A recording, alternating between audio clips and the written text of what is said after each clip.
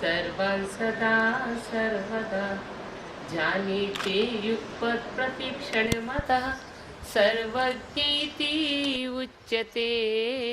सर्वज्ञाय जिनेश्वराय महिते वीराय तस्मै नमः, वीराय तस्मै नमः, वीराय तस्मै नमः। बोलो देवादिदेव महावीर भगवान की, चारी चक्रवर्ती आचार्य श्री शांति सागर जी महाराज की, चारी चूड़ामणि आचार्य श्री वीर सागर जी महाराज की, यम सलेखना धारणी आरिका इंदुमती माता जी की, परम पूज्य गुरु माता आरिका गणनी सुपार्शमती माता जी की, पर्वराज पर्यूषण पर्व की जय।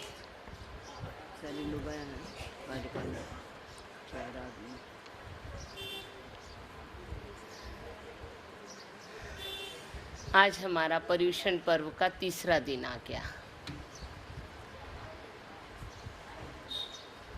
पर्वराज लगे और उसके साथ ही शीघ्रता से जाने की ओर भी आने लगे। आज तीसरा दिन आ गया। हम धर्म का वाचन करेंगे, दूसरे धर्म का। आज हमारा दूसरा धर्म है मार्दव धर्म। मार्दव धर्म को जानने के लिए हमें बहुत आवश्यक है कि उनके अर्थ को, उनको शब्द को पहचाने। पहले मृदुर्भावः, मृदु माने कोमलता, मृदुता, कोमलता, और उसके भाव को कहते हैं मार्दव। मार्दव भाव माने मानसिक कोमलता का नाम मार्दव भाव है। मानसिक कोमलता जब होगी तब अर्थात चित्त में नम्रता हो और व्यवहार में भी नम्रता हो, तब आचार्य कहते हैं उसे मार्दव धर्म कहते हैं। मार्दव की सिद्धि के लिए जाति, कुल, ज्ञान आदि के मद का त्याग करना होता है। हमें अहंकार की उत्पत्ति होती है ज्ञान के द्वारा। ज्ञान, कुल, जाति, बल, रिद्धि, तप और वपुः, ये 8 वस्तुएं हैं जिनके द्वारा मानव अपने आप में बहुत अहम बुद्धि रखता है, अहंकार की बात लाता है कि मैं बड़ा ज्ञानवान हूँ, मैं बड़ा तपस्वी हूँ, मैं बड़ा बलवान हूँ, मेरे बहुत सुंदर रूप है, मेरे में बहुत बुद्धि है, मेरी बहुत रिद्धियाँ हैं।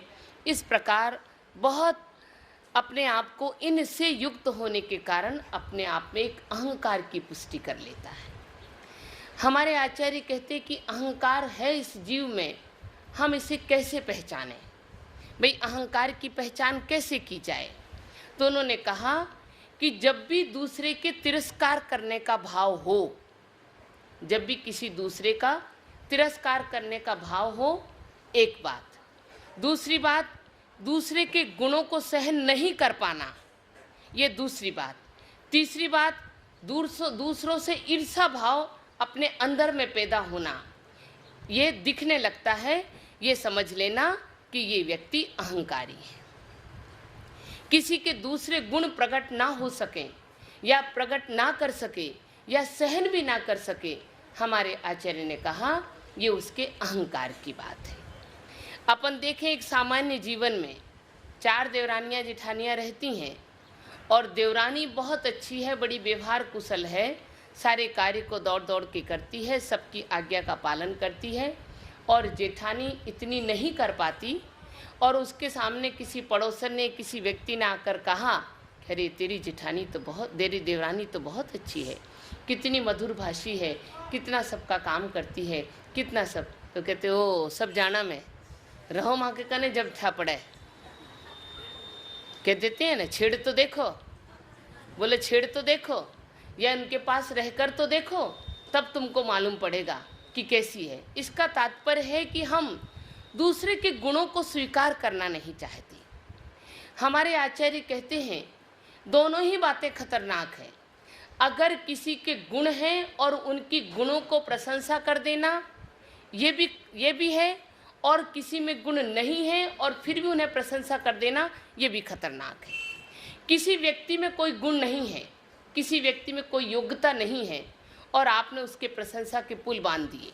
अगर किसी को नीचे गिराना है तो उसके प्रशंसा के पुल बांध दीजिए, उसको इतनी प्रशंसा दीजिए, इतना उसको ऊपर चढ़ा दीजिए कि वो एक दिन नीचे गिर जाए। अगर नीचे गिराना है तो प्रशंसा के पुल बांधना होगा। तो प्रशंसा एक नीचे गिराने का भी कारण है और प्रशंसा किसी के उत्थान का भी कारण होता है। कब उत्थान का कारण होगा? जिस व्यक्ति में जो योग्यता है, जिस व्यक्ति में जो गुण है, जिसमें जो योग्यता है, जिसमें जो कला है, उसकी उस कला को प्रदर्शन करना ये उसके उत्थान का कारण भी बनता है। और आज के दिनों में विशेष रीति से, और नहीं तो वो व्यक्ति डिप्रेशन में आ जाए, बोले देखो मैंने इतना काम किया, मैंने इतनी बातें कही, इतना मैंने वो किया और किसी ने मेरा नाम भी नहीं लिया, तो डिप्रेशन में भी आ जाता है। और यदि किसी व्यक्ति को नीचे गिराना है तो उसकी प्रशंसा करना शुरू कर दीजिए, उसे इतना प्रशंसा कर दीजिए, इतनी उसे माला पहनाओ, इतनी उसकी जयकार करो कि वो फूल के कुप्पा हो जाए। अपन ने देखा है गुब्बारा, गुब्बारे में हवा भरी जाती है, अगर ज़्यादा हवा भर गई तो क्या होता है? क्या होता है? फूट जाता है, फट जाता है। यही हमारा होता है कि हमें जो गुण तो नहीं है और व्यक्ति गुण नहीं होने के बावजूद भी अपनी प्रशंसा की आकांक्षा रखता है, तब उसे ये लगता है कि मेरा तो जस ही नहीं है, मेरा तो कोई जस ही नहीं कहता। नहीं, हम अपने योग्य कार्य करने की क्षमता को वृद्धिंगत करते चले जाएं। हम किसी के यश अपयश की कामना ना करें, हम उन वृद्धिंगत करने के लिए अपनी योग्यताओं को बढ़ाने का प्रयास करें। अपनी योग्यताओं को जैसे जैसे हम बढ़ाते चले जाएंगे, जैसे जैसे हमारी योग्यता वृद्धिंगत होगी, हमारा समर्पण भाव आएगा और हम अपने आप प्रशंसा के पात्र बनते चले जाएंगे। प्रशंसा की आकांक्षा हमें प्रशंसा दिलवाती नहीं है। आप व्यक्तियों से अपेक्षा करते हैं, अपने परिवार से करते हैं ना, हम सब लोग अपने परिवार से अपेक्षा करते हैं किसकी? अपने सम्मान की। माता पिता अपने बच्चों से अपेक्षा करता, बच्चे मेरे सम्मान करें। आप जितनी अपेक्षाएं करेंगे उतनी उपेक्षाएं होती चली जाती हैं। सम्मान की आकांक्षा सम्मान नहीं दिलाती, सम्मान की आकांक्षा को नेग्लेक्ट करना हमें सम्मान की ओर ले जाता है। अपन देखते हैं कि जो छोटे छोटे पौधे ज़मीन पे लगे होते हैं, कितनी वर्षा और तूफान आती है, और जो बड़े बड़े पेड़ लगे रहते हैं, कितनी वर्षा तूफान आती है तो बड़े सीधे खड़े खड़े पेड़ तो धराशायी हो जाते हैं, और छोटे छोटे से पौधे, छोटे छोटे घास फूस हवा तूफान में इधर उधर झुक झुक के अपनी रक्षा कर लेते हैं। तो आत्मसम्मान करने के लिए हमें झुकने की आवश्यकता है, और कोमलता पाने के लिए हमारा हृदय अहंकार से अगर कठोर हो जाता है तो उसमें कोमलता नहीं आती, नम्रता नहीं आती। इसलिए हमारे आचार्य ने कहा कोमलता पाने के लिए, नम्रता पाने के लिए हमें अहंकार को समझना, अहंकार को जानना। जब हम अहंकार को समझेंगे, जानेंगे, तब तो हम उसे छोड़ सकेंगे, और नहीं तो हम उसमें डूबे रहेंगे और अपने आप को बहुत बड़ा समझने लगते हैं। आज होता क्या है घर परिवार में, प्रत्येक व्यक्ति अपनी एक मतलब क्या कहें उसको, अपनी एक अहमियत ऐसा जानता है कि मेरी अहमियत होना चाहिए, मेरा वर्चस्व होना चाहिए। कहता आई एम सम थिंकिंग, मेरा भी कुछ वर्चस्व है, मेरा भी कुछ अधिकार है, मैं भी इस घर का कुछ हूँ। जब ऐसी भावना व्यक्ति के मन में आती है तो अहंकार आने लगता है। और हमारे आचार्य ने सबसे बड़ा अहंकार कहा ज्ञान का, कहा ना रत्नगंज श्रावकाचार में, ज्ञान का, बल का, मत का, तप का, रिद्धि का, पप्पू का, शरीर का, रूप का, इनका अहंकार सबसे बड़ा ज्ञान का अहंकार। ज्ञान के अहंकार में व्यक्ति कैसा मदोन्मत्त हो जाता। थोड़ा सा ज्ञान, ज़्यादा तो नहीं आता है। मतिश्रुत ज्ञान कितना छोटा ज्ञान है और केवल ज्ञान बहुत बड़ा ज्ञान है। केवल ज्ञान आने के बाद हमें अहंकार नहीं होता, लेकिन मतिश्रुत ज्ञान जो छोटे ज्ञान है, विनश्वर ज्ञान है, इनको आने पर हमें कैसा अहंकार आ जाता है। हम उस ज्ञान के अहंकार की बात समझें। आज सबसे ज़्यादा ज्ञान की वृद्धि हो रही है, कौन सा? लौकिक ज्ञान। और उस लौकिक ज्ञान के अहंकार में माता पिता गुरुजनों का तिरस्कार हो रहा है। अगर आप अपने बच्चों को ज्ञान ना दे तो भी मुश्किल, और ज्ञान अधिक दे रहे हैं तो भी मुश्किल। हो रहा नहीं हो रहा है? कितना अहंकार हो जाता है ज्ञान का। एक पढ़ा लिखा वकील व्यक्ति नौका पर सवार होकर जा रहा था, नौका पार कर रहा था, नाविक नाव चला रहा था, बड़ी चतुराई से नाव चला रहा था। हमारे आचार्य ने कहा किसी व्यक्ति को छोटा मत समझना, अपने अपने कार्य में सब चतुर है, और कौन सा कार्य करने वाला व्यक्ति कब हमारे काम आ जाए इसलिए कभी किसी व्यक्ति को छोटा मत समझना चाहिए, नहीं तो हम उनको समझ कुछ जानता ही नहीं, उसका तिरस्कार करने लगते हैं, उसकी अवहेलना करने लगते हैं।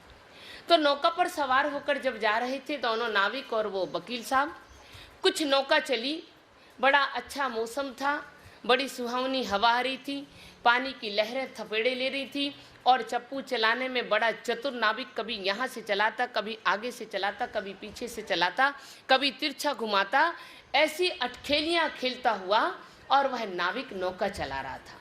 उसकी चतुराई को देखकर वकील के मन में एक प्रश्न उठ गया, शंका उठ गया, बड़ा चतुर है लेकिन ईर्ष्या भाव उत्पन्न हो गया। कहने लगा भैया कुछ पढ़ा लिखा है क्या? तो कहने लगा क्या करें वकील साहब, क्या पढ़ता मैं, मेरे पिताजी बचपन में ही मर गए, मेरी माँ बेचारी गरीब, जैसे तैसे आटा पीस पीस कर मेरा पालन पोषण किया, मुझे बड़ा बनाया और मुझे नदी के किनारे एक झोपड़ी बनाकर रखा। नदी में नौका चलाने वाले नाविक को देख देख कर मैंने भी नौका चलाना सीख लिया और इस नौका चलाने के आश्रय से मैं मेरी माँ का और मेरे उदर की पूर्ति कर लेता हूँ। अब मेरी माँ को मैं विश्राम देता हूँ, अब उनसे काम नहीं करवाता। बताओ मैं कैसे पढ़ सकता था? ठीक है कोई बात नहीं, वाह तेरी 4 आने जिंदगी तो पानी में गई, 4 आने जिंदगी तो पानी में गई। फिर थोड़े से आगे चला तो कहने लगा कि कुछ तू ज्योतिष जानता है क्या? वो कहने लगा नहीं वकील साहब मैं तो नहीं जानता, तेरी 8 आने जिंदगी पानी में गई। कुछ और आगे बढ़ा, अरे कुछ हिसाब किताब गणित तो जानता होगा, जब तू तेरी नौका चलाता है तो पैसे मिलते तो उसका हिसाब किताब? नहीं मैं कुछ नहीं जानता, मैं तो ऐसी गिनती कर लेता हूँ, मेरी माँ ने बताया 1 लकीर से 1, 2 लकीर से 2, 3 लकीर से 3, 4 लकीर से 4, और वो अपना कागज़ अपने पास रखता हूँ। जब मुझे किसी से 4 आने लेने होते तो मैं 1 लकीर ये गिन लेता, 2 गिन लेता, 3 और 4, और वो उन पर रख के, मैं जानता नहीं पढ़ा लिखा, 1 लकीर पे 1 पैसा, 2 लकीर पे 2 पैसा, 3 पे 3, 4 पे 4 करके 1 आना का जोड़ लगा लेता हूँ, और मैं आपका गणित वणित कुछ भी नहीं जानता। तो वह वकील साहब कहता तेरी 12 आना जिंदगी तो पानी में चली गई, क्या करें अब, चली गई तो चली गई, बिना पढ़ा लिखा हूँ तो हूँ, अब मेरे बुद्धि का मेरे भाग्य का अपराध है ये। और ऐसे करके वह आगे अपनी नौका चलाने लगा। जैसे बीच धार में नौका आई तो कुछ नौका डगमगाने लगी।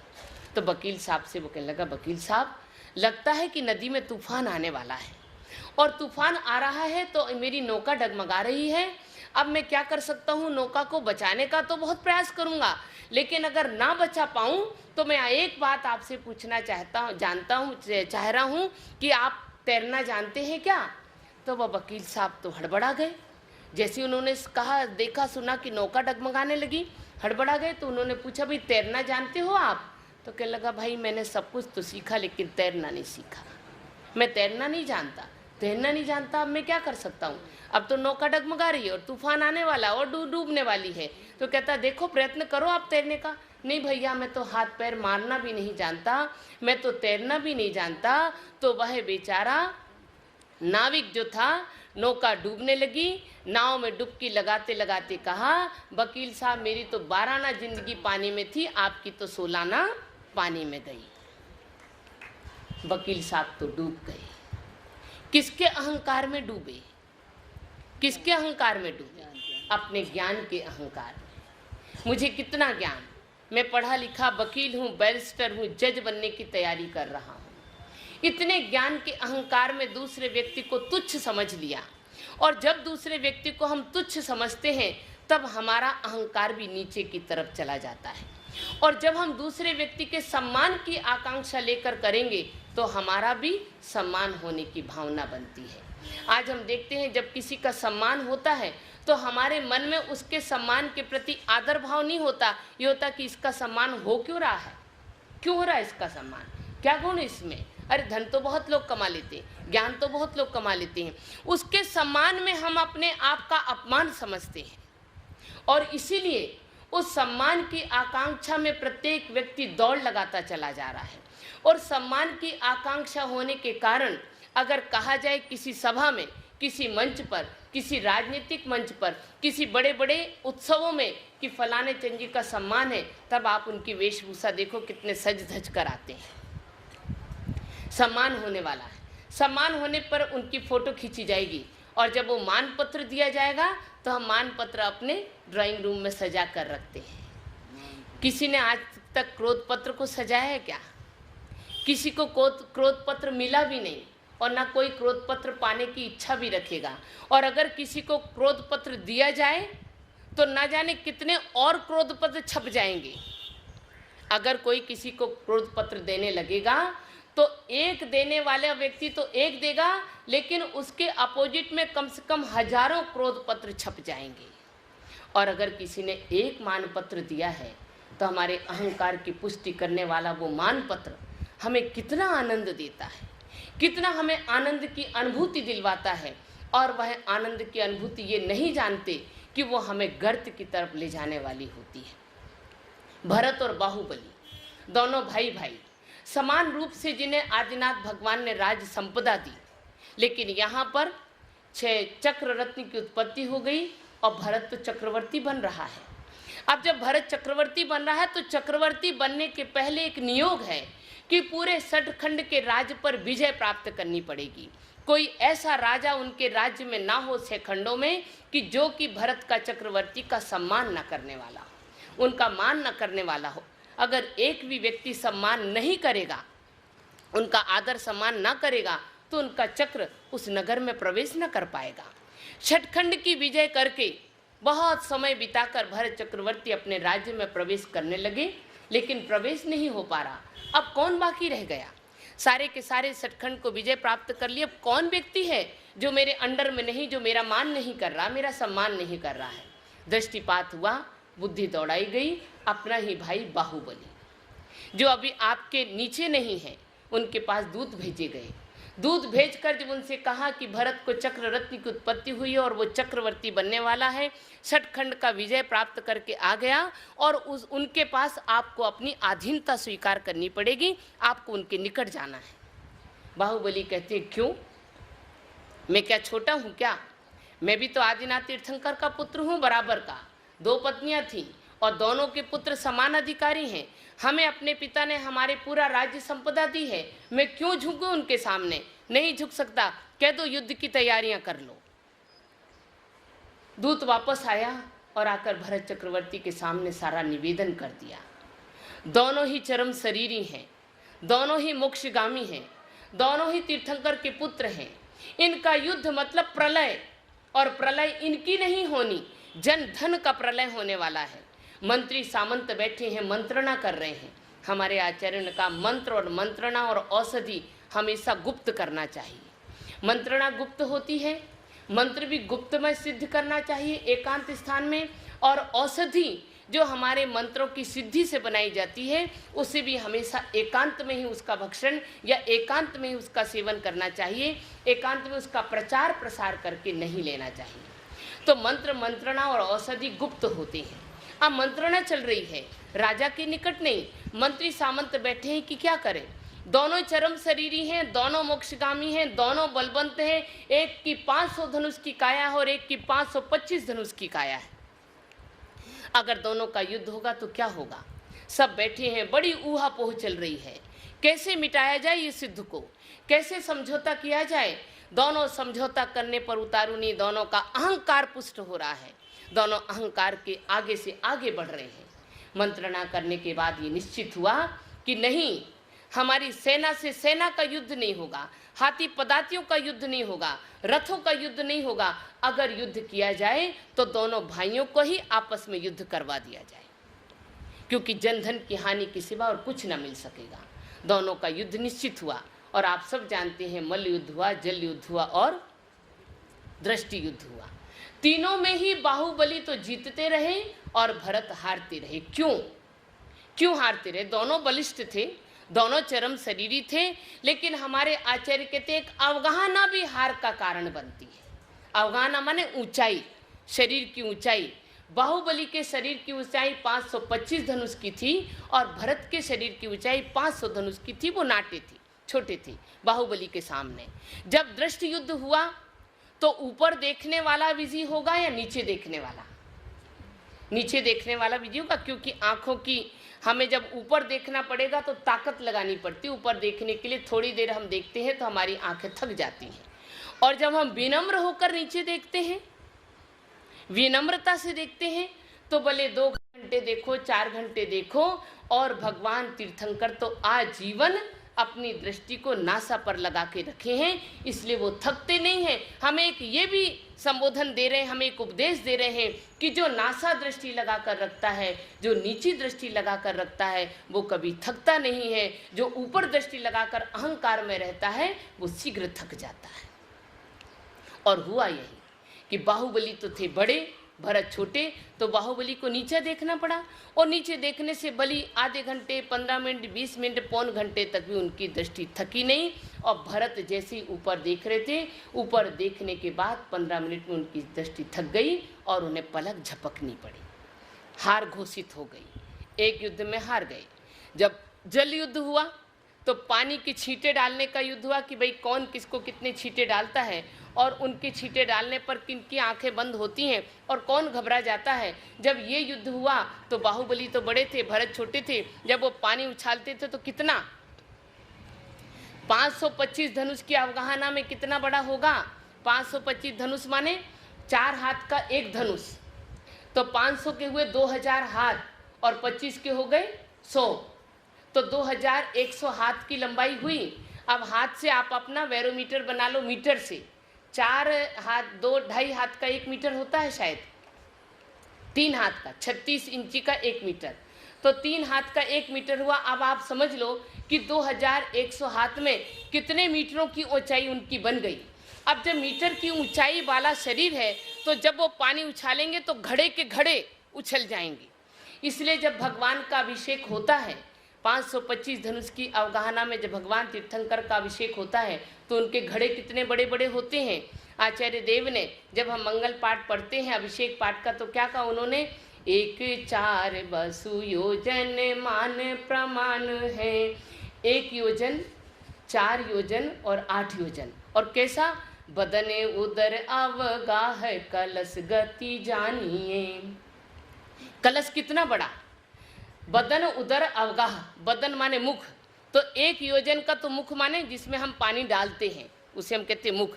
1 योजन का मुख और 4 योजन का उदर माने पेट, बदन उदर, 4 योजन का पेट, और अवगाहना माने गहराई, 8 योजन की गहराई।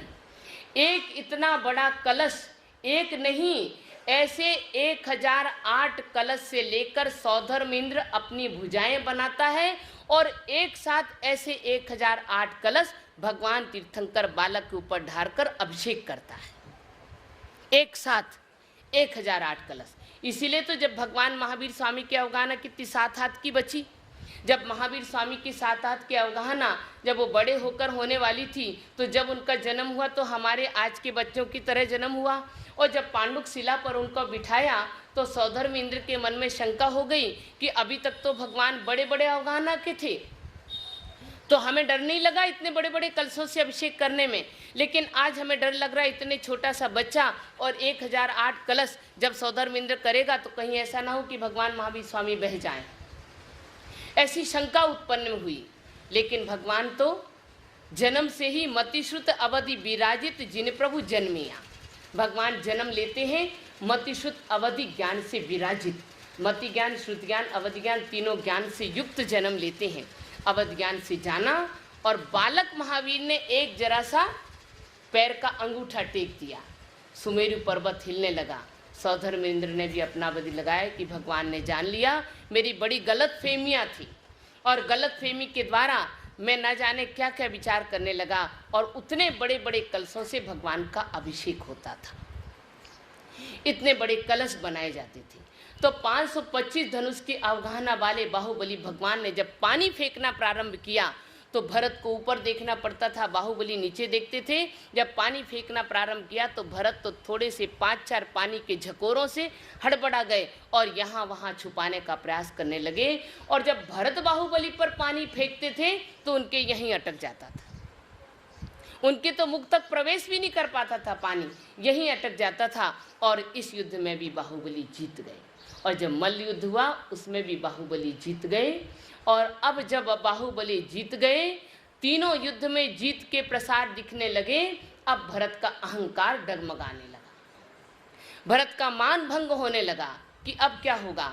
और जब व्यक्ति का अहंकार डगमगाने लगता है, जब व्यक्ति का मान भंग होने लगता है, जब व्यक्ति का ईगो पॉइंट पर टक्कर लगती है, तब वो क्या करता, अनर्गल प्रवृत्ति करने लगता है।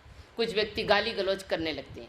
कुछ महिलाएं, अब क्या होता है, सास ससुर ने कोई बात कह दी, अब उन्हें वापस जवाब तो दे नहीं सकते, तो अपने ईगो पॉइंट की शुद्धि करने के लिए, उसकी पूर्ति करने के लिए क्या करती हैं, बर्तनों को पटकने लगेंगी, दरवाजे को जोर जोर से पटकेंगी, और अगर बच्चे हैं तो सारा का सारा गुस्सा उन बच्चों को मारना, पीटना, पटकना ये करने लगते हैं। अपने करते कि नहीं करते?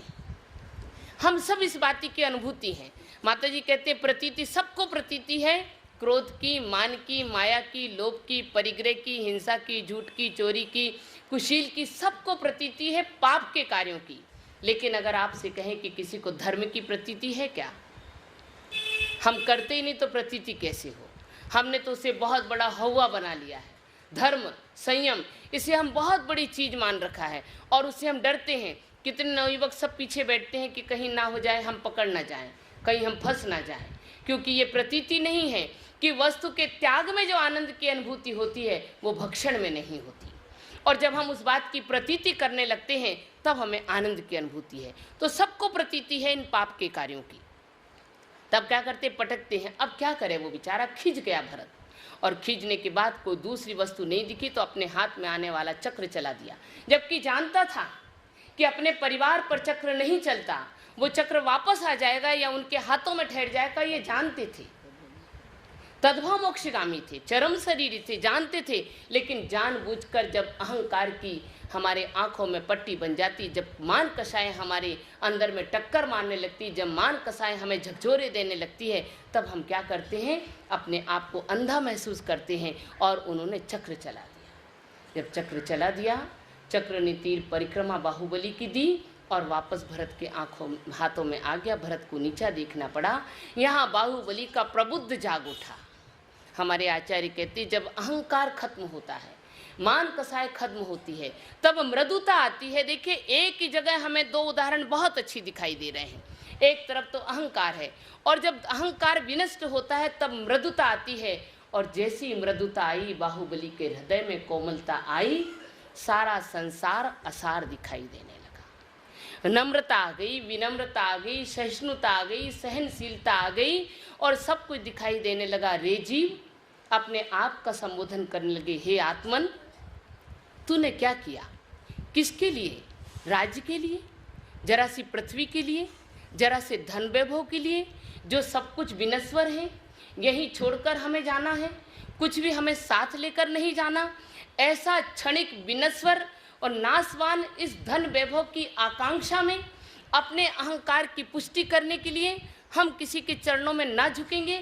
इसको पुष्टि करने के लिए हमने कितने अपने परिणामों को विकृत किया। सब बुद्धि जाग गई, प्रबुद्ध हो गए, और वहीं अखाड़े में खड़े खड़े, पहने तो थे एक लंगोट, उस लंगोट को छोड़ा, फेंका, और नग्न दिगंबर रूप धारण करके और पहुंच गए पर्वत की गुफाओं की कंदरा के निकट। लेकिन अभी भी अहंकार बन गया, अभी भी थोड़ा सा अहंकार बचा है मन में। हमारे आचार्य कहते विचार करके तो देखो, जो निर्ग्रंथ बन गए, जिनके हृदय की सारी ग्रंथियां टूट गई हैं, आरंभ परिग्रह को त्याग कर दिया, केशों को भी निकाल कर फेंक दिया, ना उनका कोई नाम रहा है, ना कोई ड्रेस रही है, ना कोई एड्रेस रहा है, ना कोई नेम रही है, ना कोई फेम रही है। आज हम किसके पीछे दौड़ रहे हैं? नेम और फेम। फेम माने प्रसिद्धि, हमारा, हम फेमस नहीं हो पा रहे हैं, हम फेमस नहीं होता, फेम, नेम और फेम। नेम भी चला गया, फेम भी चला गया, ड्रेस भी चली गई, एड्रेस भी चली गई, कुछ भी नहीं बचा है। नग्न दिगंबर मुनि खड़े हैं। कैसे खड़े हैं? धन नगन पर तन नगन ठाड़े, सुर असुर पायन परे। धन धन नगन माने पर्वतों के ऊपर नग्न शरीर से खड़े हैं, और जिनके चरणों में सुर असुर नमस्कार करते हैं। लेकिन थोड़ी सी शल्य जिसे कह दें, थोड़ा सा अहंकार जिसे कह दें, थोड़ा सा एक बीच में रह गया जिसे कहते हैं ना, आई एम समथिंग, ये समथिंग थोड़ी सी रहेगी कि मैं कुछ हूँ, और कुछ हूँ तो किस पर खड़ा हूँ? भरत की भूमि पर। मैंने सब कुछ तो त्याग कर दिया, लेकिन अभी दो पांव की जमीन जिस पर खड़ा हूँ वो अभी भरत की भूमि है, और जब तक भरत की भूमि पर खड़ा रहूँगा तब तक मैंने छोड़ा क्या? ये मन में विचार आ गया कि जब तक भरत की भूमि पर खड़ा रहूंगा, छोड़ा क्या। और कितने दिन बीत गए, 1 दिन नहीं, 2 दिन नहीं, 3 दिन नहीं, 11 दिन के बाद तो सब समाप्त होने वाला अपने यहाँ। तो 11 दिन का ही उपवास करना पड़ेगा और ज़्यादा दिन नहीं करना है, 10 दिन ही करना पड़ेगा। इस वर्ष 11 दिन है, 11 दिन है, 11 दिन के बाद हमारा सब समाप्त हो जाएगा, हम पुनः अपनी उसी रूटीन पर पहुंच जाएंगे जो छोड़ कर आए हैं। लेकिन यहाँ महीने बीत गए, 6 महीने, 4 महीने, 6 महीने बीत गए, नहीं 1 वर्ष बीत गया। हमारे आचार्य ने कहा उत्कृष्ट तप की स्थिति 1 वर्ष की है।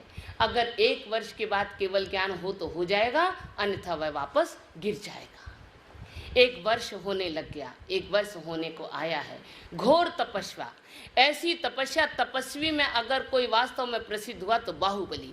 कैसी तपस्या, सारे बाल बढ़ गए। 4 महीने के बाद ही हम लोग देखते हैं हम लोग कितने बड़े बाल हो जाते हैं, 12 महीने में तो इतने बड़े हो जाएंगे। बाल बढ़कर उड़ने लगे, लहराने लगे। कितनी छिपकलियों ने, कितने मेंढकों ने, कितने सर्पों में, कितने छोटे मोटे अनेक जीव जंतुओं ने, क्योंकि माटी, बारिश भी लगी, ठंडी भी लगी, धूप भी पड़ी, माटी चढ़ चढ़ के इतनी इतनी कमर तक के आ गई थी। और उन माटियों में ना जाने कितने जीवों ने अपना अपना आश्रय स्थान बना लिया। ना जाने ने कितनों ने अपना अपना बिल बना लिया, कितनों ने अपने अपने घर बना लिए। और फिर भी बाहुबली को तनिक भी अपने शरीर से ममत्व नहीं था।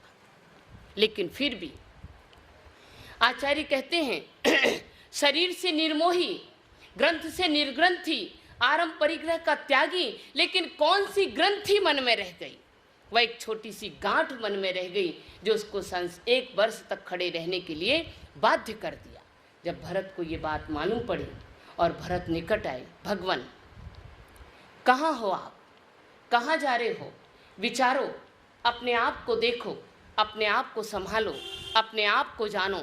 जिसने अपने आप को नहीं संभाला, जिसने अपने आप को नहीं जाना, जिसने अपने आप को नहीं देखा, जिसने आपके दर्शन नहीं किए, जिसने अपने आप को वंदन नहीं किया, उसने अभी तक समझ लो कि किसी को वंदन नहीं किया। हम भगवान की वंदना करने जाते हैं, हम गुरु के दर्शन करने जाते हैं। क्या आप गुरु को नमस्कार करते हैं? क्या आप भगवान को नमस्कार करते हैं? क्या आप नहीं, हम अपने आप को करते। कैसे नमस्कार करते हैं? हम ऐसे हाथ जोड़ते हैं कि ऐसे जोड़ते हैं? किसको जोड़ रहे हैं? भाई ऐसे जोड़े तब तो भगवान को नमस्कार किया, ऐसे जोड़े तो गुरु को किया। हम तो ऐसे जोड़ते हैं, अपना ही माथा अपने चरणों में झुका रहे हैं, तो किसको नमन कर रहे हैं? अपने आप को कर रहे हैं। इसलिए हमारे आचार्य देव ने कहा कि हम भगवान की पूजा नहीं, अपने आप की पूजा कर रहे हैं। हम भगवान को नमन नहीं, अपने आप को नमन कर रहे हैं। हम भगवान के दर्शन नहीं, अपने आप के दर्शन कर रहे हैं। समय सार में भी कुंद कुंद स्वामी ने कहा, जो द्रव्य और पर्याय की अपेक्षा से भगवान तीर्थंकर का दर्शन करता, वो भगवान का नहीं, अपने आप का दर्शन करता है। वो भगवान की पूजा नहीं, अपने आप की पूजा करता है। और जब हम इस अपेक्षाओं से, द्रव्य पर्याय के भेद की अपेक्षा पूजन करेंगे, तो अपने आप की पूजा होगी, अपने आप के दर्शन होंगे। भरत संबोधि दे रहे हैं और संबोधि के जैसे शब्द कानों में पड़े कि भगवान, किसकी जमीन, किसका वैभव, किसका राज, किसका पाठ, आपको ज्ञान नहीं। मैं विजयार्थ की पर्वत की कंदराओं में जब गया उनकी शिलाओं को देखने के लिए कि कम से कम मैं शायद पहला चक्रवर्ती बना हूं इस भारत देश का। और भगवान, जब मैं वहां पर अपने नाम लिखने के लिए गया कि मैं बड़े बड़े स्वर्ण के अक्षरों में मेरा नाम लिखाऊंगा कि भरत ऐसा चक्रवर्ती था जिसके नाम से भारत भी जाना गया, या आदिनाथ का पुत्र था, ऐसा नाम लिखाने के अहंकार में जब उन पर गया उस पर्वत की चट्टान पर, तो मैंने देखा एक अक्षर के बराबर की भी जगह खाली नहीं थी। फिर मुझे क्या करना पड़ा? अपनी अहंकार की पुष्टि करने के लिए किसी दूसरे के नाम को मिटाकर अपना नाम लिखना पड़ा। कहाँ किसका नाम, कहाँ किसका काम, कहाँ किसका वैभव, कहाँ किसकी संपदा, कहाँ किसका राज, कहाँ किसकी पृथ्वी, कहाँ हो आप? कौन सी पृथ्वी कौन किसके साथ ले जाने वाला है? ये बात सुनते ही अंदर की जो ग्रंथि थी वो मिट गई और बाहुबली भगवान को केवल ज्ञान की प्राप्ति हो गई। जो झुकाने आया था वो आज उनके चरणों में झुक गया। पहले भरत झुकाने आया था बाहुबली को, झुकाने का प्रयास कर रहा था, मेरा चक्र प्रवेश नहीं कर रहा और मेरे चरणों में झुको। जो दूसरों को झुकाने आया था वो उनके चरणों में स्वयं झुक गया। हमारे आचार्य कहते अहंकार दूसरों के चरणों में झुकाता नहीं है, लेकिन जब अहंकार की जगह मृदुता आ जाती है तो हम अपने आप, कोई व्यक्ति को झुकाने की आवश्यकता नहीं होती, स्वयं व्यक्ति झुकते चले जाते हैं, स्वयं व्यक्ति नम्र होते चले जाते हैं। हमें तो जानना इतना ही है कि अगर हमारे हृदय में, हमारे मन में ये अहंकार बना रहेगा तो हम कभी भी अपने इच्छित कार्य की सिद्धि नहीं कर सकेंगे। इच्छित कार्य की सिद्धि करने के लिए भी हमें विनम्र होना पड़ेगा, हमें झुकना पड़ेगा। चाहे राज्य का कार्य हो, चाहे धर्म का कार्य हो, चाहे आपके समाज का कार्य हो, चाहे आपके गृहस्थी का कार्य हो, किसी भी प्रकार का कार्य हो, किसी के लिए भी हमें झुकना। एक छोटा सा बच्चा, 2 बरस का बच्चा, आपने देखा अपने जीवन की अनुभूति में, जब आपकी सखी सहेलियां या आप कोई व्यक्ति, चाहे 2 लोग बैठकर बातचीत करते हो आपस में अपने ड्राइंग रूम में बैठकर, और आपके पास 2 बरस के छोटे छोटे अगर 2-3 बच्चे हों और आप बातचीत करते हो तो वो दोनों बच्चे भी ज़ोर ज़ोर से बातें करते हैं। देखा, कभी देखा आपने, ध्यान दिया? ज़ोर ज़ोर से बातें करते हैं कि नहीं करते? जब आप 2 बीच में बात करते हो तो फिर कितने बार टोकना पड़ता, अरे चुप तो रहो रे, ठहर जाओ थोड़ी देर। कहना पड़ता नहीं कहना पड़ता है? कहना पड़ता है ना उन बच्चों को, कह रहे चुप तो रहो, धीरे बोलो। हमारी बात जैसे हम जोर से करते तो बच्चे भी करते, क्योंकि उनमें भी अहमियत होती है। वो ये आपको बताना चाहते हैं कि तुम दोनों तीनों बात करके और हमारी अहमियत को नहीं जान रहे हो। क्यों? बच्चा छोटा ज़रूर है लेकिन कहाँ घूम कर आया है। तुम्हारे घर में तो क्या मालूम 2 बरस का बच्चा बनकर आया, लेकिन कहाँ घूमकर सारा संसार देख कर आया, नहीं देख कर आया है। जाने कहाँ कहाँ भटक कर आया है, कहाँ कहाँ घूम कर आया है, सारे संसार को देख कर आया है और चतुर है, इसलिए तुम्हें भी अपनी चतुराई का एहसास करवाता है कि तुम्हारा अहंकार है तो मेरा भी अहंकार है, मेरी भी अहमियत को जानो, मैं भी हूँ और मेरे को भी पहचानो। एक एक बच्चा, 2 बरस का बच्चे से लेकर बड़ा बूढ़े तक की अहमियत होती है, और उस अहंकार की अहमियत को यदि हम उसकी जगह अपनी दृष्टि को दूसरी तरफ दौड़ा दें, हम अपनी दृष्टि को दूसरी तरफ पहुंचा दें और उस अहम को, क्योंकि कहा भी गया हमारे यहाँ कि सबसे पहले उन्होंने क्या कहा, उदासोहम। अगर आपको अहम पाना, वास्तविक अहम पाना है, अहम को पाना है तो पहले क्या करना है, उदासोहम, संसार से उदास होना। उदासोहम में उदासोहम, पहले अहम है उसके पीछे भी। अब जरा हमें पहचाना कि अहम हमें लगाए तो कैसा अहम लगाए हम, उदासोहम। फिर उन्होंने कहा कि उदा हटा दो, फिर क्या करो, सोहम। फिर उन्होंने कहा पहले उदासोहम, फिर ऊ हटाकर दासोहम। पहले उदासोहम था, ऊ हटा दो, फिर क्या बन जाओ, दासोहम। फिर दा हटा दो, फिर क्या बन जाओ, सोहम। और फिर सै भी हटा दो, फिर क्या बन जाओ, अहम। एक मैं, एक अकेला मैं। हम आचार्य कहते मैं को जानो, मैं को पहचानो, लेकिन एक अकेले मैं को जानो। इन सारे परिवार के साथ रहने वाले मैं को मत जानो। इन सारे परिवार से रहने वाले मैं को अगर जानोगे तो तुम्हारे मन में क्या होगी, मैं हूं। उस समय क्या आ जाएगा, मैं हूं। और अगर अहम के मैं को जानूंगा तो मैं एक अकेला हूं नहीं होगा। जब मैं हूं तो क्या होता है, मैं भी कुछ हूं। मुझसे पूछो, मुझसे बोलो, मुझसे पहले बातचीत करो, मेरे साथ बैठकर मीटिंग करो, एक समाज की कमेटी बनाओ। मैं भी हूँ समाज का सदस्य, मैं भी हूँ समाज में रहने वाला, मेरा भी कुछ वर्चस्व है। फलाने आने वाले हैं, मुझसे पूछो, मुझसे कहो, मैं हूँ। ऐसी बात आते ही अहंकार, और एक में मात्र अहम, सारा अहम विनष्ट। जब बाहुबली के मन में अहम आ गया, उदास हो गए थे, दास बने, सोहम हुआ, अहम आया, सब कुछ गलित हो गया।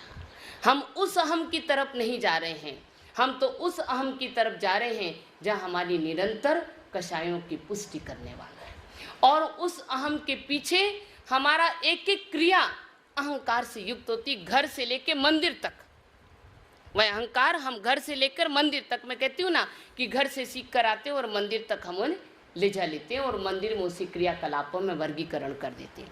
कितना बड़ा अहंकार होता है। अपने घर का स्टैंडर्ड, हमारे आचार्य ने कहा 25 कसाएं हैं, होती ना 25 कसाएं, 25 कसायों को विनष्ट करने के गुण स्थान बता दिए कि सबसे लास्ट लोक कसाय है अंतिम की, वो 10वें गुण स्थान में विनष्ट हो जाएगी। और अगर हम थोड़े और चलें आगे मोह ले जाएं तो 12वें गुण स्थान में तो विराम हो जाएगा, सारी कसायों का विनाश हो जाएगा। लेकिन हमारे आचार्य कहते 26वीं कसाय है। सुनिए, आपने नहीं सुनी। 25 कसाएं तो खूब जानते हैं आप, अनंतान बंदी क्रोधमान मायालो, प्रत्यख्यान बंदी क्रोधमान मायालो, अप्रत्यख्यान की क्रोधमान मायालो, संजलन की क्रोधमान मायालो, हास्य, रति, अरति, शोक, भय, जुगुप्सा, क्रोध और स्त्रीलिंग, पुरुषलिंग, नपुंसकलिंग, ये मिला के 25 कसाएं। लेकिन एक 26वीं कसाय है जिसे आप कर तो खूब अच्छे से रहे हैं लेकिन उसके स्वरूप को नहीं जानते। 26वीं कसाय क्या है? लोग क्या कहेंगे। सबसे बड़े अहंकार की पुष्टि करने वाली ये 26वीं कसाय है, जिसका विनाश करने के लिए हमारे आचार्य ने कोई गुण स्थान की चर्चा नहीं की। 26वीं कसाय है, अगर मेरे घर में फ्रिज ना हो तो लोग क्या कहेंगे, टीवी ना हो तो लोग क्या कहेंगे, कलर्ड ना हो तो क्या कहेंगे, बड़ी वाली ना हो तो लोग क्या कहेंगे। अगर फ्रिज बड़ा साइज का ना हो, एक स्टैंडर्ड साइज, बहुत तरह तरह की फ्रिज होते हैं, बड़े बड़े तरह के। हमारे घर में अगर ये ना हो, ये ना हो, ये ना हो, तो हमारा स्टैंडर्ड अगर ना हो तो लोग क्या कहेंगे। और हमारे आचार्य कहते इस लोग क्या कहेंगे, इस एक छोटी सी 26वीं कसाय के गर्त में सारा संसार विनाश की कगार पर जा रहा है। और की तो बात दूर है, अगर हमारे नगर में चौमासा हो रहा है, लोग हमसे ये पूछते हैं कि ये बड़ी बड़ी पत्रिकाएं क्यों छपती हैं, ये बड़े बड़े कार्ड और पोस्टर क्यों छपते हैं, ये कितने ढेर लगते हैं, करोड़ों की संपदाएं इन कार्ड और इन पत्रिकाओं में विनाश हो रहा है, क्यों बनाया जाता है। महाराज का इनमें अपना अहंकार होता। मैंने कहा नहीं, एक बात सुनो, महाराज का अहंकार होगा या ना होगा मैं तो बाद में बताऊंगी इस बात को, लेकिन सबसे पहले श्रावकों का अहंकार होता है। कैसा अहंकार होता है कि फलानी जगह फलाने महाराज का चातुर्मास हुआ और वहाँ की इतनी बड़ी पत्रिका, इतना बड़ा कलश स्थापन, इतना बड़ा पंडाल था, इतने बैनर लगे थे, इतनी झंडियाँ लगी थी, इतना बड़ा आयोजन था, ऐसे खाने की व्यवस्था थी, ऐसे वॉलंटियर बैठे थे, ऐसे खड़े रहते थे। वाह भाई वाह, क्या व्यवस्था की थी फलाने कॉलोनी के लोगों ने। महाराज की प्रशंसा थी या लोगों की प्रशंसा थी? जरा बताओ तो सही, किसकी प्रशंसा थी? लोगों की प्रशंसा थी या महाराज की? कॉलोनी वालों की प्रशंसा थी। अरे उस कॉलोनी के लोगों ने इतनी बड़ी व्यवस्था की और ऐसी व्यवस्था की, आने जाने वाले लोग वाह वाह करके जाते थे। तो जब श्यामनगर की कॉलोनी में चातुर्मास होता है तो हम भी तो वैसी व्यवस्था बनाएं, कहीं हमारी नाक नीची ना हो जाए। देखिए, एक एग्जाम्पल दिया मैंने, आप अपने ऊपर मत लेना, अदरवाइज एक एग्जाम्पल ये समझ लीजिए कि जौहरी बाजार के लोगों के मन में ये भावना उत्पन्न हो गई कि कहीं हमारी नाक नीची ना हो जाए। यही साधु उस जगह थे, इन साधु की इतनी गरिमा के साथ चौमासा हुआ तो हमारी कॉलोनी, हमारे नगर में भी तो ऐसा होना चाहिए। अपनी इस अहंकार की पुष्टि करने के लिए पोस्टर बनने लगे। पुष्टि के पोस्टर हैं अहंकार की पुष्टि के। और एक नगर में अगर 1 फुट का है तो दूसरे में 1.5 फुट का, तो तीसरे में 2 फुट का, तो चौथे में 3 फुट का, और अब तो 5 और 7 फुट की पत्रिकाएं भी बनने लग गई। क्यों? ये अहंकार तो हमारे घर से आया है। अगर एक बेटी के विवाह ने एक पड़ोसी ने 1 करोड़ खर्च किया है तो वो पड़ोसी सोचता है कि अरे इसकी कितनी वाहवाही हुई, लोगों ने, मिनिस्टर भी आया और मंत्री भी आए, गृह मंत्री भी आए, स्वास्थ्य मंत्री भी आए, फलाने भी आए, ढिकड़े भी आए, तो मैं तो 1.5 करोड़ खर्च करूंगा, इससे ज़्यादा लोगों को इकट्ठा करूँ। होता है नहीं होता? और वही अहंकार निकलकर घर से मंदिर तक आ जाता है, और वही अहंकार जब मंदिर तक नहीं संतों के चरणों तक आ जाता है। हम भले कहते कि महाराज कह रहे हैं, माता जी कह रहे हैं, अरे क्यों नहीं कहेंगे, हम भी तो आपके बीच से निकले, हम भी तो बानियों की बेटियां हैं, हम भी तो बानियों के लड़के हैं, कोई ऊपर से टपके तो नहीं है। फिर वो आते हैं कि महाराज, माता जी फलानी जगह इतना बढ़िया, क्या आयोजन है, क्या बढ़िया हुआ है, आपके यहाँ तो कुछ होते ही नहीं, बुढ़ों के जैसा चौमासा हो रहा है। मैं माता जी को कहती हैं, आपको नहीं कह रही मैं, माता जी को कहने लगते लोग, अरे माता जी का चौमासा तो बुढ़ों के जैसा होता है, ना कोई बड़े बड़े आयोजन है, ना कोई कुछ है। तो हमारे मन में भी कसबसाहट होने लगती है, हमारे भी हृदय में कुछ खलबलियाँ मचने लगती हैं, और हम भी फिर उन श्रावकों को ये प्रोत्साहन देने लगते, तुम्हारे पास क्या कमी है, कोई कमी है क्या? बनाओ बड़े बड़े पोस्टर, बनाओ बड़े बड़े आयोजन, करो बड़ा बड़ा पंडाल, फिर हम क्यों पीछे रहने वाले हैं? खाते तो आपका अन्न है, जो आपका अन्न खाएंगे तो मन भी तो हमारा बन जाएगा। जैसा पानी पिएंगे वैसी वाणी भी तो बोलेंगे। तो जब ये कहते तो ये पोस्टर, ये जितनी भी आज हमारे कार्ड लिफाफे जो भी चल रहे हैं, ये सब कुछ हमारे अहंकार की पुष्टि करने के लिए चल रहे हैं, कोई दूसरी बात नहीं होती। और जब घर से निकलकर उस तरफ आते हैं तो फिर वो मंदिर में उन्हीं प्रकार के आयोजन होने लगते हैं, मंदिर में हम उसी प्रकार की क्रियाकलाप करने लगते हैं। इसलिए देखो, पहले गांव के बाहर लोग पखाना करने जाते थे ना, फिर जब शहरीकरण आया तो शहर में एक बनने लगा, और शहरीकरण हुआ तो घर में एक बनने लगा, और शहरीकरण हुआ तो कमरे कमरे में बनने लगा ना। उस कमरे कमरे के लेटरिन बाथरूम अटैच की पद्धति आप मंदिर में ले आए? लाए नहीं आए? मंदिर में धर्मशालाओं में बना दिया। पहले धर्मशालाओं में कभी लेटरिन बाथरूम सुना था? मंदिर के निकट लेटरिन बाथरूम सुनी थी किसी ने? किसी ने नहीं सुनी। सब बाहर जंगलों में जाते थे और अपने क्रियाकलाप करके आ जाते थे। लेकिन आज आपके घर का वो ये निर्माण कार्य है, घर की जो पद्धतियाँ हैं, घर की जो शिक्षा है, उसे हमने मंदिर में लागू कर दी और मंदिरों में भी उसी प्रकार की समायोजना करने लगे, उसी प्रकार का हम निर्माण कार्य करने लगे। तो घर से ही तो प्रारंभ हो गया हमारा। तो लोग क्या कहेंगे, ये बहुत बड़ी कसाई हो गई है। और इस लोग क्या कहेंगे के कारण आज हमने अपने धार्मिक अनुष्ठानों को भी प्रोफेशनल बना दिया। धार्मिक अनुष्ठानों में जब तक, क्योंकि कहा भी है, जब धर्म में अर्थ घुस जाएगा तो वो अनर्थ का कारण बन जाएगा। धर्म में जब जब अर्थ घुसता है, अनर्थ का कारण बनता है। आज धर्म में अर्थ घुसने लगा, इसलिए बहुत से अनर्थ होने लगे। लोग क्या कहेंगे, 26वीं कसाई हमारे दिल में बहुत घर कर गई, और इसलिए हमारा पहनावा, हमारा खान पान, हमारा रहन सहन, हमारे वस्त्र, हमारे आभूषण, हमारा घर, हमारा मकान, सब कितना स्टैंडर्ड का बन गया। छोटी सी बात कहकर मैं समाप्त कर दूंगी। रामचंद्र जी का प्रकरण आप लोग सब बहुत टीवियाँ देखा करते हैं, रोज देखते हैं। हमने तो नहीं देखी, एक प्रसंग हमने जरूर देखा था। माता जी का विहार हो रहा था, एक अग्रवाल जी के घर में हम लोग रुके थे। 9 बजे रामायण आया करती थी, और उस रामायण में कोई प्रसंग आने वाला था, तो मुझसे कहने लगी, दीदी अगर माता जी 15 मिनट बाद शुद्धि करें तो क्या हो जाएगा? मैंने, भाई आपको क्या बात है? कहने लगे, हमारी एक रामायण सीरियल आने वाला और बड़ा अच्छा है। तो मैंने कहा, एक काम करो, आप इस चौक में रख दो, चौक में रखोगे, रामायण सीरियल चलेगा, और राम सीता की बात तो माता जी भी देखेंगे, स्वाभाविक देर हो जाएगी, हमें कहने की क्या आवश्यकता है। टीवी रख दी, माता जी शुद्धि कर रहे थे, अपने हाथ पांव धोते धोते। प्रसंग ये था कि रामचंद्र जी समुद्र के किनारे बैठे हैं, और हनुमान उनका बड़ा निकट शिष्य था, और हनुमान और नल नील सब एक समुद्र में पुल बना रहे हैं, और पुल बना रहे हैं तो प्रत्येक पत्थर के ऊपर हनुमान राम का नाम लिखता है और समुद्र में डुबाता है, तो पत्थर तैरने लगे। तैरते तैरते आधा पुल बन गया, बहुत सुंदर। तो रामचंद्र जी के मन में एक अहम जाग गया, कह रहे मेरा नाम लिखा गया तो पत्थर तैरने लगा, और यदि मैं मेरे खुद हाथों से डालूंगा तो इतनी मेहनत करने की आवश्यकता नहीं, 1 मिनट में पुल बन जाएगा। जब मेरे नाम लिखने के नाम मात्र से और पुल आधा बन गया, तो मैं एक पत्थर अगर डालूंगा तो पूरा का पूरा पुल 1 मिनट में तैयार हो जाएगा। और हनुमान के निकट आए और कह लगे, वत्स मुझे भी कुछ दो। क्या दो भगवान? मुझे भी एक पत्थर दो, मैं भी इसमें डालूं। भगवान आप क्यों कष्ट कर रहे हैं, हम ही बहुत हैं आपके कार्य करने के लिए। बड़े आज्ञाकारी, बड़े प्रमुख सेवक थे हनुमान। तो जब आग्रह किया रामचंद्र जी ने कि नहीं नहीं, एक तो दो मुझे, मैं भी अपने हाथ से डालूं, थोड़े मेरे मन में भी एक आकांक्षा उत्पन्न हुई, एक अभिलाषा उत्पन्न हुई है। तो हनुमान में बड़ी श्रद्धा भाव से और रामचंद्र जी को पत्थर दे दिया। जैसे ही पत्थर रामचंद्र जी ने समुद्र में डाला, वो पत्थर नीचे डूब गया, तैरा नहीं। अब रामचंद्र जी चारों तरफ देखने लगे। क्या देखने लगे? कहीं किसी ने देखा तो नहीं तो लोग क्या कहेंगे। कहीं किसी ने देखा तो नहीं, अन्यथा लोग क्या कहेंगे कि एक हनुमान राम का नाम लिखकर डालता है तो तैर रहे हैं, और खुद राम ने डाला तो वो डूब गया। क्या कहते हैं अपने शिष्य से, अपने भक्त से, देख किसी ने तो नहीं देखा, तूने देखा है, लेकिन ये बात किसी से कहना मत, नहीं तो लोग क्या कहेंगे।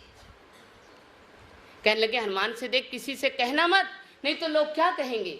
हनुमान कहते हैं, भगवान आप कहते किसी से कहना मत। मैं तो ये बात गली गली में, गांव गांव में, घर घर में नहीं, जन जन के कानों तक पहुंचाऊंगा।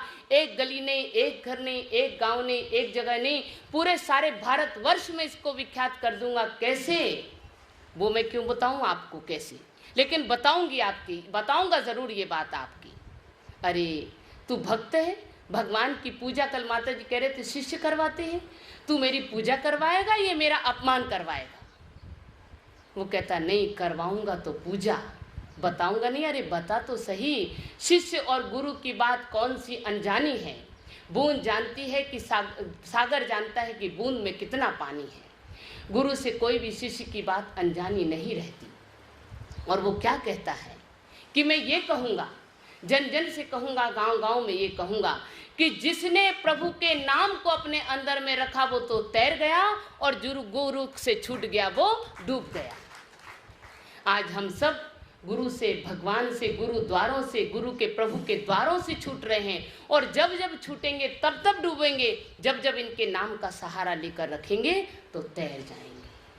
आज हम ये लोग क्या कहेंगे, ये 26वीं कसाई के कारण तैरने का मार्ग नहीं बना रहे, हम डूबने के मार्ग को स्वीकार कर रहे हैं, डूबने के मार्ग को तैयार कर रहे हैं। आज हमारी ये मार्दव धर्म की परिभाषा, मृदुता की परिभाषा, कोमल भाव को लेने की परिभाषा हमें बता रही है कि हमारे अंदर का अहंकार कितना है और हमें उसे कैसे नष्ट करना है। ये बाहर की जो प्रलोभन है, बाहर की फैशन में दौड़ने वाली ये दौड़ है, इसे कम करना होगा। हमें अपनी कसायों को मंद करना होगा। हमें अपने जीवन में मृदुता को अंगीकार करने के लिए कोमलता और विनम्रता को स्वीकार करना पड़ेगा। बिना विनम्रता के, बिना अहंकार को जाने बिना, अहंकार कहाँ है, कैसा है, मान सम्मान में है, हमारी योग्यता नहीं होने के बाद ज़्यादा योग्यता की अनुभूति करने में है, हम अपने आप को अपने घर का सदस्य स्वीकार करने में है। हम इन सब बातों को जब एक तरफ कर देंगे तब हम अपने अहम में आएंगे और हमारा अहंकार मिट जाएगा और उत्तम मार्दव धर्म की प्राप्ति होगी। बोलो उत्तम मार्दव धर्म की।